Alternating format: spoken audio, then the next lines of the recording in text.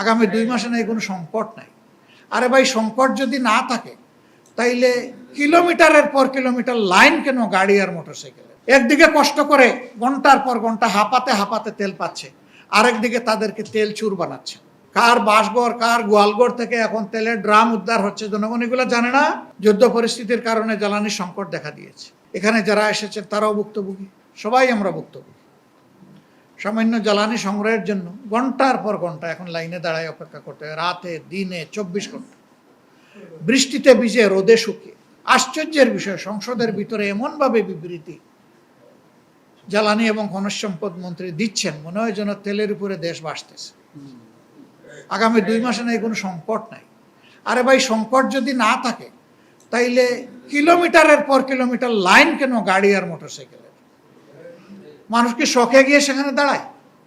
এখন নতুন বয়ান তৈরি করা হচ্ছে, কালকে থেকে দেখলাম যে না, আসলে তেলের সংকট নাই, তবে কিছু লোক বারবার তেল নিয়ে এটা মজুত করে চুরাই পথে বিক্রি করছে। এটাও আপনাদের ব্যর্থতা এবং ভুক্তভোগী জনগণের মরার উপরে খাড়ার ঘা।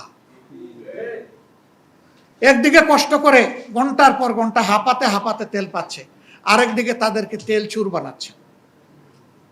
এই চুর কারা, জনগণ কি জানে না? কার বাসঘর, কার গোয়ালঘর থেকে এখন তেলের ড্রাম উদ্ধার হচ্ছে, জনগণ এগুলো জানে না।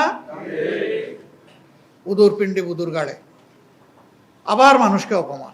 Spanish digital print tiles, ATI tiles, এক টাইলসে জীবন পার।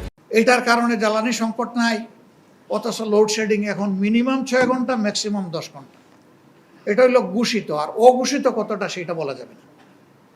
তো আমাদের যদি তেল জ্বালানি সংকট নাই, যদি আমাদের বিদ্যুতের সংকট নাই, তাহলে লোডশেডিং কেন? এগুলা সব হলো পরস্পর বিরোধী মিথ্যাচার।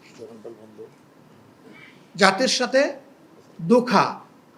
আমাদের বৃহৎ শিল্প কারখানা, মাঝারি শিল্প কারখানা যেগুলো আছে, সেগুলো ফার্নেস অয়েলের অভাবে এখন সেগুলো বিপদে ঝুঁকিতে পড়ে গেছে। সবগুলো নিয়ে জাতির সাথে একটা লুকোচুরি চলতেছে।